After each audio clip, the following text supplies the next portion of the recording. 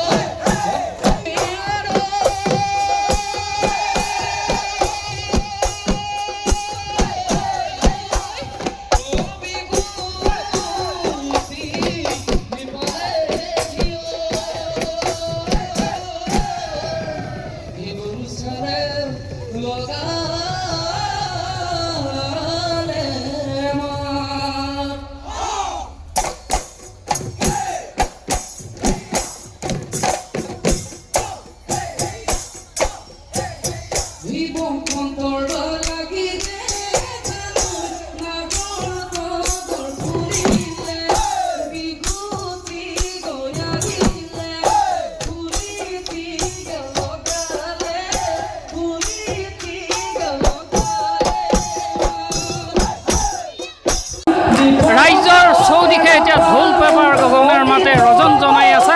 চিপাঝাৰৰ পথৰু ঘাটতো দেখা গৈছে এক বিশেষ পৰিৱেশ।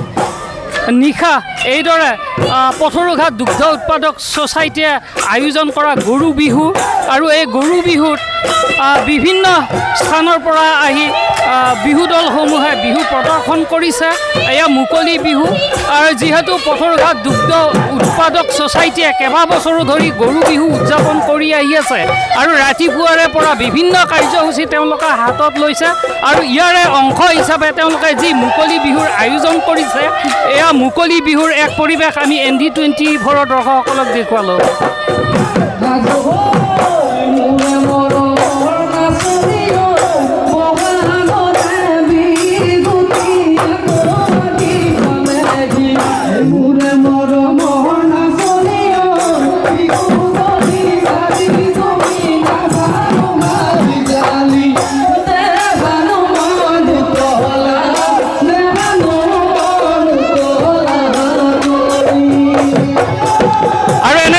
চিপাঝাৰৰো বিভিন্ন স্থানত বিহুৰ আয়োজন কৰা হৈছে।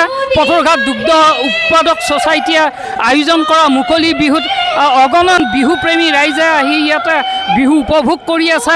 আমাৰ সৈতে আছে আয়োজক সমিতি, যিহেতু আপোনালোকে কেইবাবছৰো ধৰি গৰু বিহুৰ উদযাপন কৰি আহিছে আৰু ইয়াৰ অংশ হিচাপে আজি কি কি কাৰ্যসূচী ৰূপায়ণ কৰা হয়? নমস্কাৰ। পোনপ্ৰথমে ND24 জৰিয়তে আমি সমগ্ৰ অসমবাসীকেই ৰঙালী বিহুৰ শুভেচ্ছা জ্ঞাপন কৰিছোঁ। আমি আজিৰ পৰা প্ৰায় 2006 চনৰ পৰা বৰ্তমানলৈকে আমি প্ৰতি বছৰে এই বহাগৰ গৰু বিহুটোত গৰু বিহু পালন কৰি আহোঁ। ইয়াৰে মেইন উদ্দেশ্য আছিল যে আমি গোহালি যিবিলাক গৌপালক আছে তেওঁলোকক উৎসাহিত কৰা আৰু লগতে পৰম্পৰাগতভাৱে আমাৰ যিটো গৌমাতাক আমি আধ্যাত্মিকভাৱে তাৰ উন্নতিৰ কাৰণে ভগৱানৰ ওচৰত প্ৰাৰ্থনা কৰোঁ। এই বছৰো আন বছৰৰ দৰে এই বছৰ আমি গৰু বিহু পালন কৰিছোঁ। গৰু বিহু পালন কৰাৰ আগতে ইয়াৰে এসপ্তাহ আগৰ পৰা আমি বিশেষজ্ঞৰ জৰিয়তে আমাৰ গোটেই গোহালিবিলাক আমাৰ পথৰুঘাট দুগ্ধ উৎপাদক ছ'চাইটিৰ সদস্যসকলৰ যিবিলাক গোহালি আছে গোহালিখিনি প্ৰতিযোগিতাৰ কাৰণে তেওঁলোকৰ বিশেষজ্ঞক আমি পঠাওঁ আৰু তেওঁলোকে প্ৰতিযোগীসকলৰ মাজত বাছনি কৰে। আৰু লগতে তাৰপিছত আজি আমাৰ গৰু বিহুৰ দিন। আজি আমাৰ ৰাতিপুৱা প্ৰথমতে আমাৰ পতাকা উত্তোলন কৰা হয়, আমাৰ পথৰুঘাট দুগ্ধ উৎপাদক ছ'চাইটিৰ পতাকা, আৰু লগতে আমি বিহু পতাকা উত্তোলন কৰা হয়। তাৰপিছত আমাৰ বৃক্ষৰোপণ কাৰ্যসূচী আছে। তাৰপিছত আমাৰ যিখিনি গৌপালক আছে গৌপালকসকলে নিজৰ নিজৰ গোহালিত গৈ আমাৰ পৰম্পৰা ৰীতি নীতিৰে গৰুক গা ধুৱাই মাহ হালধি লাও বেঙেনা খুৱাই তেনেকুৱাকৈ দীঘল পাতেৰে গৰুখিনিক পৰম্পৰাগতভাৱে যি আমাৰ নীতি নিয়ম আছে সেইখিনি কৰে।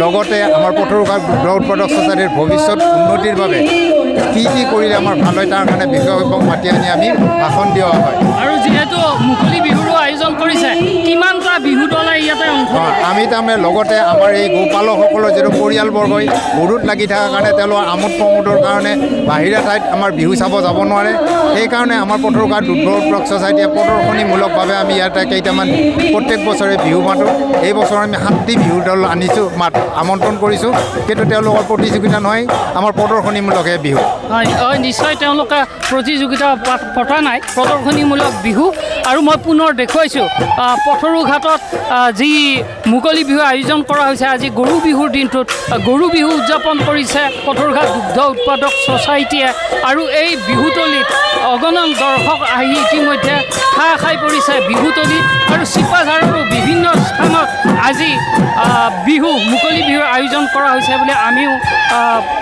খবৰ পাইছোঁ আৰু এতিয়ালৈকে বিহুৰ এক পৰিৱেশ দেখুৱালোঁ ND24ৰ দৰ্শকসকলক